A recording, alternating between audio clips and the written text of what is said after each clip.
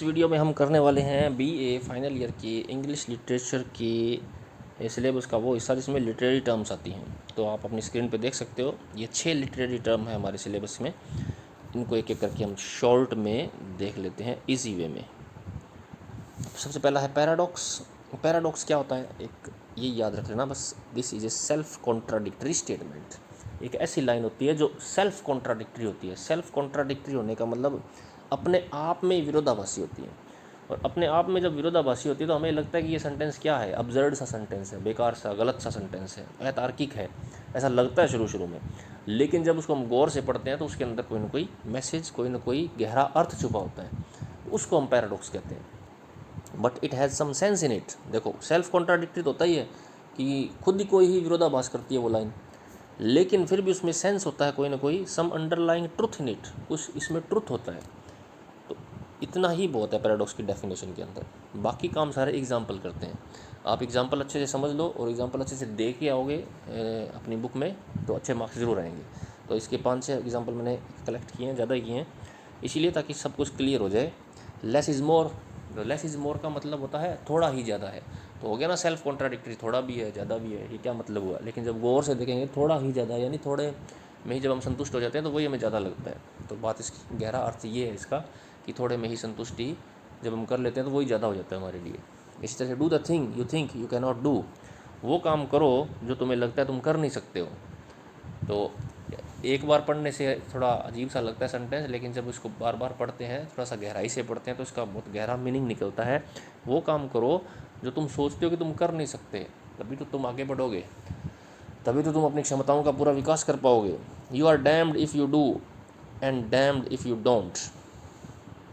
तो तुम करोगे तो भी डैम्ड हो, नहीं करोगे तो भी डैम्ड हो। तो इसका मतलब हमें करना ही चाहिए। The enemy of my enemy is my friend. मेरे शत्रु का शत्रु मेरा दोस्त है। तो ये तो एक कहावत भी है कि शत्रु का शत्रु दोस्त होता है। The beginning of the end. And की बिगिनिंग यानी अंत की शुरुआत हो गई है, बोलते हैं ना, अंत की शुरुआत। अपने आप में अपोजिट से लग रहे हैं दो चीज़ें, लेकिन कहीं ना कहीं इनका मीनिंग निकल रहा है। तो if you don't risk anything you risk everything. अगर तुम किसी भी चीज़ का रिस्क नहीं लोगे तो सब कुछ रिस्क पे है तुम्हारा। Earn money by spending it. तो धन कमाओ धन खर्च करके। धन कमाना है तो धन खर्च करो, कमाना अपने आप आ जाएगा। Nobody can make you feel inferior without your consent. कोई भी तुम्हें तुम्हारी सहमति के बिना नीचा नहीं दिखा सकता। ये सारे पैराडॉक्स के उदाहरण हैं। आप उदाहरण जरूर याद कर लीजिएगा, कम से कम 5 उदाहरण तो याद करना ही है आपको, और ऊपर डेफिनेशन आपको बताई दी है। एंटीथेसिस पैराडॉक्स जैसा सा ही होता है, थोड़ा सा फ़र्क होता है इसमें दो अपोजिट आइडियाज़ होते हैं, उनको बैलेंस कर दिया जाता है। यानी दो अपोजिट आइडिया होंगे दो, लेकिन उनको सेंटेंस में इस तरह से रखा जाएगा कि बैलेंस आ जाए। पहले तो डेफिनेशन देख लेते हैं। Literally means opposite. तो एंटीथेसिस का शाब्दिक अर्थ होता है अपोजिट होना।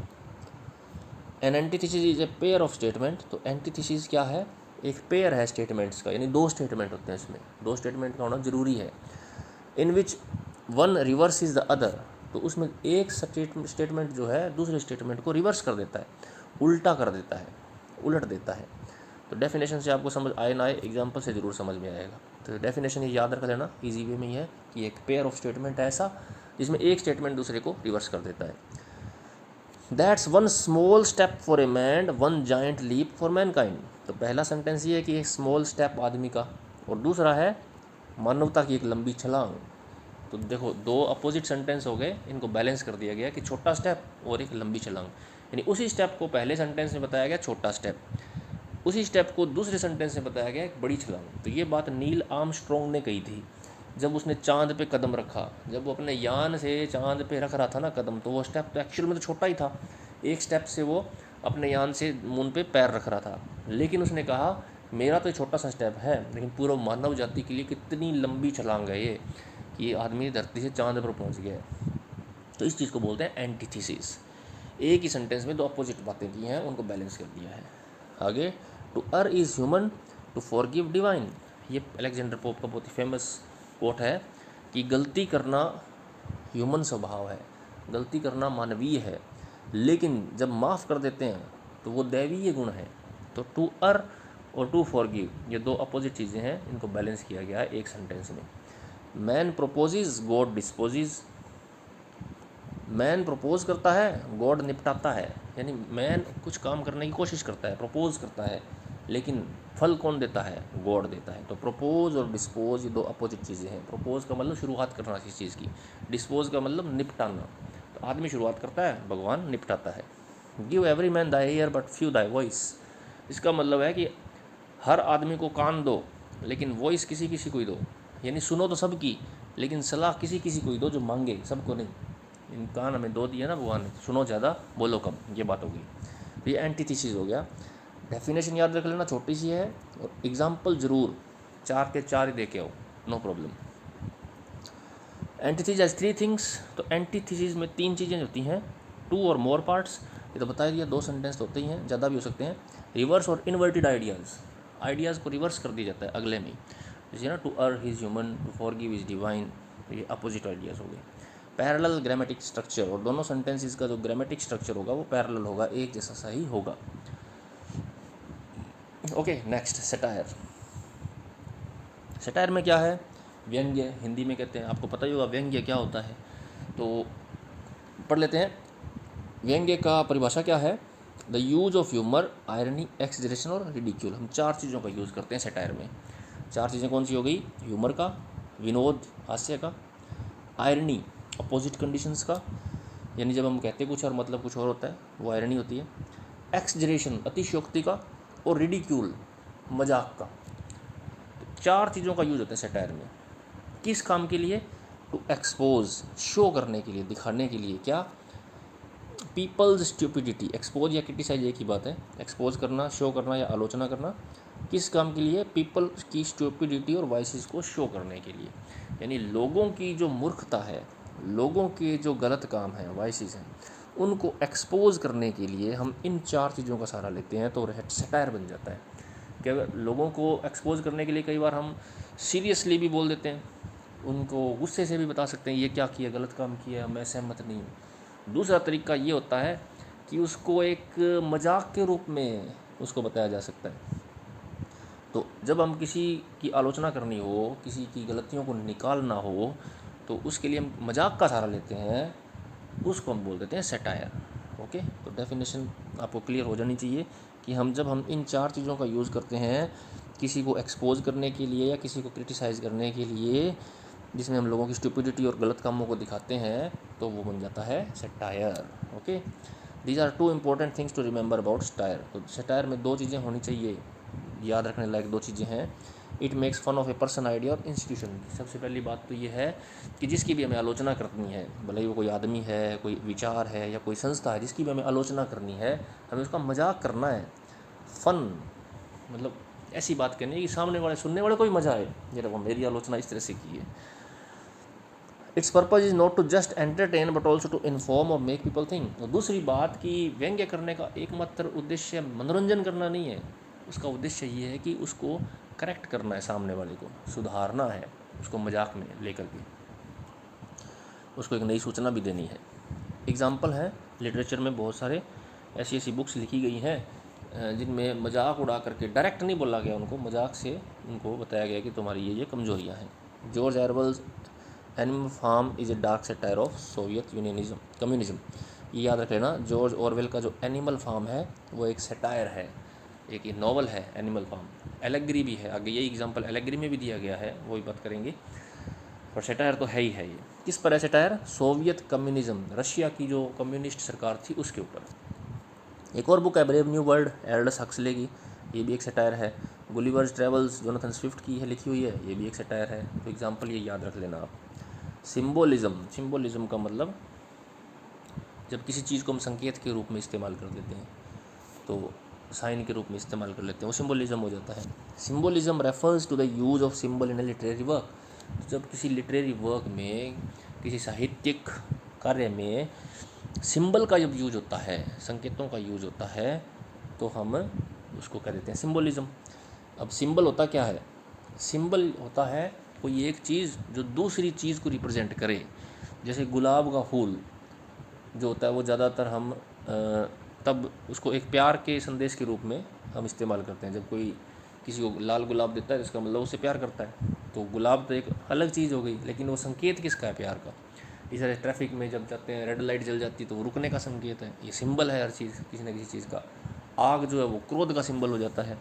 पानी जो है वो शांति का प्रतीक हो जाता है, सफ़ेद कबूतर शांति के प्रतीक हैं। ये सारे सिंबल हैं। तो राइटर कभी कभी अपने नॉवेल्स में, अपनी पोइम्स में इस तरह के सिंबल्स का यूज़ करते हैं, जिससे हमें वो इनडायरेक्टली जो कहना चाहता है वो समझ में आ जाता है।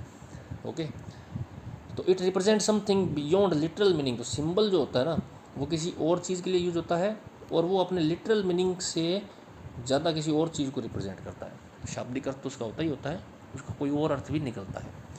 अब ये सिंबल कुछ भी हो सकता है, कोई वर्ड भी हो सकता है, चीज़ भी हो सकती है, कोई काम हो सकता है, कोई चरित्र भी हो सकता है, कोई धारणा भी हो सकती है, जो अपने से अलग एक एडिशनल मीनिंग देते हैं। अपना मीनिंग तो उनका खुद का है ही, एडिशनल मीनिंग भी देते हैं। एग्जाम्पल में जैसे कैजुरिना ट्री हमारी पहली पोइम थी, तो उसमें कैजुरिना ट्री जो है, ट्री तो है ही है, लेकिन एक सिंबल भी बन गया है बचपन की यादों का। जो पोइट है वो बचपन की यादें उन्होंने पेड़ के नीचे गुजारी है ना सारी, तरह तरह के खेल खेलने हैं अपने दोस्तों के साथ, भाई बहनों के साथ। कैजुरिना ट्री एक सिंबल बन गया है पोइट की जो चाइल्डहुड हैप्पीनेस है उसका। और भी बहुत सारे सिंबल होते हैं, जैसे रेम्बो है, तो रेम्बो का यूज़ हम ज़्यादातर इसके लिए करते हैं, होप और प्रॉमिस के लिए। रेड रोज़ का प्रयोग हम करते हैं लव और रोमांस के लिए। ग्रीन ट्रैफिक लाइट है वो गो के लिए। ट्री ब्लॉसम्स हैं वो स्प्रिंग सीजन के लिए। अगर पेड़ खिला हुआ है, फूल आए हुए हैं, तो हैप्पीनेस का प्रतीक है वो, बसंत ऋतु का प्रतीक है। अब आ जाते हैं एस्से पे।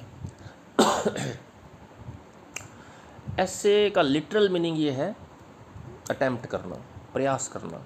एस्से यार एक वर्ड है फ्रेंच में, उससे बना ये। तो एस्से क्या है, एक स्कॉलरली वर्क है, एक विद्वतापूर्ण काम है, राइटिंग में है वो। और वो क्या करता है, किसी लेखक के पर्सनल विचारों को शो करता है एस्से।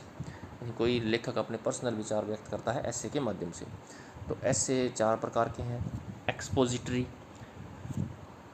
एक्सपोजिटरी में क्या करता है, writer gives an explanation of an idea, theme और इशू। तो राइटर एक्सप्लेन करता है किसी चीज़ को, किसी चीज़ की व्याख्या करता है, भले वो आइडिया हो, थीम हो या कोई इशू हो, ठीक है, और अपने खुद के विचार रखता है उसमें। डिस्क्रिप्टिव में क्या है, डिस्क्रिप्शन देता है, इतना ही बहुत है, किसी टॉपिक का डिस्क्रिप्शन देता है, वर्णन करता है सिर्फ। नैरेटिव में कोई स्टोरी के माध्यम से बताता है, स्टोरी विद सेंसरी डिस्क्रिप्शन। इसमें सेंसरी डिस्क्रिप्शन तो बोले छोड़ दो, बस एक स्टोरी डिस्क्राइब करता है वो, और अपना पॉइंट भी रखता है। परसुएसिव में जो किसी को मनाने की कोशिश करता है राइटर, कन्विंस करता है कि हाँ यही बात सही है, मेरी बात सही है, उसके पक्ष में तर्क देता है। Writer tries to convince his reader to adopt his position और पॉइंट ऑफ व्यू। तो ये 4 प्रकार के ऐसे हो गए। इनको डिस्क्राइब ना करो तो भी नाम जरूर याद रख लेना, एक्सपोजिटरी, डिस्क्रिप्टिव, नैरेटिव और परसुएसिव। ओके, लास्ट चलते हैं एलेग्री। एलेग्री क्या है, story with in a story, story में स्टोरी। एलेग्री एक ऐसी स्टोरी होती है जो सरफेस पे तो हमें अलग स्टोरी लगती है, उसका हिडन मीनिंग देखते हैं तो कोई और मीनिंग होता है। जैसे एग्जांपल के रूप में ये, for example the surface story might be the about 2 neighbours, यानी कोई 2 पड़ोसियों की कहानी है जो हमेशा झगड़ते रहते हैं। उन पड़ोसियों को कोई भी नाम दे दो आप। अब कई बार क्या होते हैं, राइटर उन पड़ोसियों के माध्यम से 2 देशों की बात कर रहा होता है जो हमेशा लड़ते रहते हैं छोटी छोटी बातों पे। तो राइटर्स डायरेक्टली नहीं बोलेगा कि ये देश और ये देश, वो बस उनको एक पड़ोसियों के रूप में शो कर देगा। तो ये हो जाती है एलेग्री। ओके, जिसमें कोई चीज़ किसी दूसरी चीज़ को रिप्रेजेंट करती है, स्टोरी विद इन स्टोरी हो जाती है। तो ये बात आप जरूर याद रखना, story with in story, it has a surface story. एक तो होती है सरफेस स्टोरी जो ऊपर से लग रही है स्टोरी, और दूसरी होती है जो छुपी हुई है अंदर। तो कई बार हम डायरेक्ट नहीं बोलते किसी की आलोचना करने के लिए, उसको कोई और पात्र का नाम दे देते हैं। तो उस पात्र से क्या होता है कि जो सुनने वाला होता है या जिसको हम टारगेट कर रहे हैं वो भी आहत नहीं होता है, उसको भी ये लगता है भाई मेरा डायरेक्ट नाम तो नहीं लिया, लेकिन उसको टारगेट जरूर कर लिया गया है। ओके, जैसे ये नेबर्स वाली बात हो गई, throwing rocks at each other homes, but the hidden story would be about war between countries। तो 2 पड़ोसी जो हमेशा लड़ते झगड़ते रहते हैं, एक दूसरे के घर पत्थर मारते रहते हैं, वो एक्चुअल में हो सकती है 2 देशों की कहानी भी। Allegories deliver difficult message in easy to read stories. तो एलेग्रीज जो है वो डिफ़िकल्ट मैसेजेस को ईजी करके हमें मैसेज दे देते हैं। एग्जाम्पल है जैसे जॉर्ज ऑरवेल का एनिमल फार्म। एनिमल फार्म जो है ना, ये जब आप नॉवल को पढ़ोगे ना तो इसमें सारे पात्र जानवर हैं, सूअर हैं, टाइगर हैं, कुत्ते हैं, उल्लू है, ये सारे राइट हैं। लेकिन इसको हम सरफेस स्टोरी के रूप में भी पढ़ सकते हैं कि हाँ भाई जानवरों की कहानी है, लेकिन राइटर ने बहुत ही चालाकी से सभी को एक रिप्रेजेंट कर रहे हैं। जैसे सुअर जो है वो रूस के जो नेता थे बड़े बड़े, उन दोनों को रिप्रेजेंट करते हैं, और हर जो इसमें एनिमल है ना, किसी न किसी बड़े व्यक्ति को रिप्रेजेंट करता है। तो उस माध्यम से, जानवरों के माध्यम से उनकी कमियां और खूबियां दिखाई गई हैं लोगों की। तो जब तक कई बार हम पता भी नहीं लगता है कि वास्तव में किसको रिप्रेजेंट कर, जब हमें पता लगता है ना, तब और भी ज़्यादा अच्छी लगती है वो कहानी जो है वो सुनने में। एक और है the Faerie Queene by Edmund Spenser, ये भी एलेगरी है, एडमंड स्पेंसर ने लिखी है, बहुत ही फेमस स्टोरी है, याद रख लेना आप एग्जांपल के रूप में। गुलिवर्स ट्रेवल्स है, गुलिवर जो है वो तरह तरह की जगहों पर जाता है। एक जगह ऐसी जगह जाता है जहाँ पे सारे लोग जो बहुत ही बोने होते हैं, एक जगह जाता है जो बहुत ही बड़े बड़े लोग होते हैं, एक जगह ऐसी होती है जहाँ घोड़ों का राज होता है। तरह तरह की जगहों पर जा कर के राइटर एक्चुअल में बताना चाहता है कि हम कितने घमंडी लोग हैं, कितने एरोगेंट हैं। तो ये एलेगरीज है, इसको सरफेस पे भी पढ़ा जा सकता है, हिडन मीनिंग में भी पढ़ा जा सकता है। ओके, बहुत सारी एलेगरीज लिखी हुई हैं लिटरेचर के अंदर। तो ये हमारी लिटरेरी टर्म्स हैं। I hope you have understood it well and will perform better in your exam. Okay, I have tried my best. Good luck, good bye.